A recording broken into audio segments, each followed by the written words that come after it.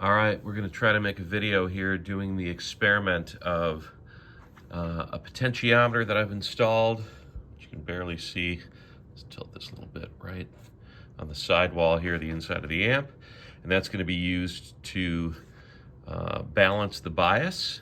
So we've replaced a couple of, let's see if I have a pencil I can use as a pointer. Replaced the 220K resistors that were there. Gone with one wire from the center wiper to the negative side, gone with a couple of red wires to the destination points on those that lead to the tubes.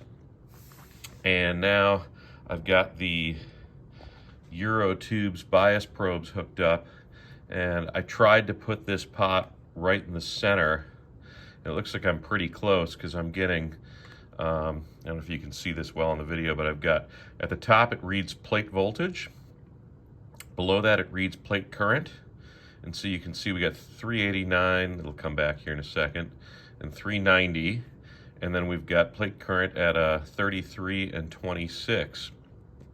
And so what it flashes to on the top every few seconds is it calculates the wattage dissipation per tube, so 12 and 10, which is actually slightly better than I was getting prior to installing this 500K linear pot.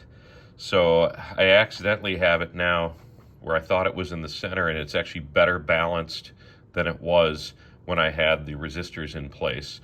So I'm tempted not to change the setting at all, since I'm getting sort of exactly like what I'd hoped to get, which is 12 and 10. But for the sake of this video and for fun, let's see if we can get it balanced even closer. I'm a little bit of a believer that asymmetry and not having a perfect match is probably a little bit sweeter sounding and more complex.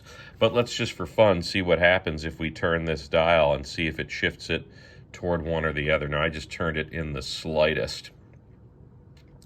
Let's see if it moves much. Right now they're both at 389, so they're like spot on in terms of plate voltage. Plate current is still pretty different. Let's just keep turning it here till we get a different reading on one side. I'm gonna turn it some more.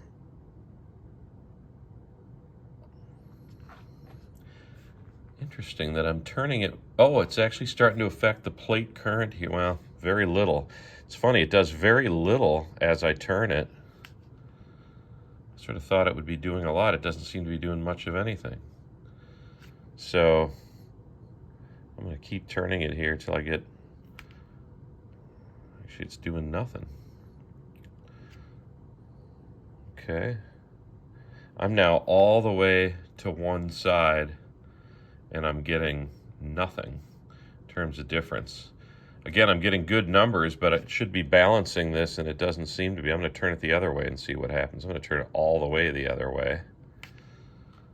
Okay, we're now all the way the other way. And now it's slightly changed.